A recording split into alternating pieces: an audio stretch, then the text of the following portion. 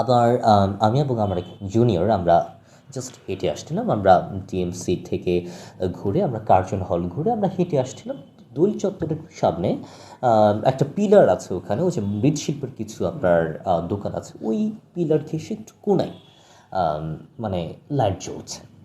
তো আমি একটু খেয়াল করলাম, দেখি যে আপনার মদের বোতল, এবং সাথে সাথে আমি একটা ভিডিও করলাম, ভিডিও ফুটেজটা আছে, আমি আপনারা চাইলে আপনাদেরকে প্রোভাইড করতে পারি।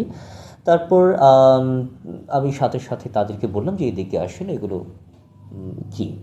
তারপর প্রক্টর টিম কল দিলাম। প্রক্টর টিম কল দেওয়ার পর উনি বলছেন যে উনি আহ, মানে বেশ কিছু ছাত্র দলের একটা দলের ছাত্রদল, বিএনপি, যুবদল, তাদের কথা বলছে, এবং আহ, ইকবাল হোসেন রানা নাকি কি একজন নাম, সেগুনবাগিচা ইউনিটের বিএনপির নেতা, তার কথা বলেন এবং তার সাথে কথা বলেন ফোনে। তারপর তিনি বাপ্পি নামের একজনকে পাঠালেন।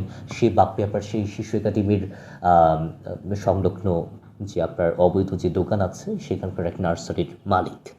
তারপর আপনার তার সাথে যে মাদক সেবী আরেকজন ছিলেন, তিনি হচ্ছেন সেই মৃৎশিল্প ব্যবসার একটা দোকানদার। আপনি ভাবেন আমি কাদের সাথে নিয়ে আমরা এখানে থাকি। বুঝতে পেরেছেন তো?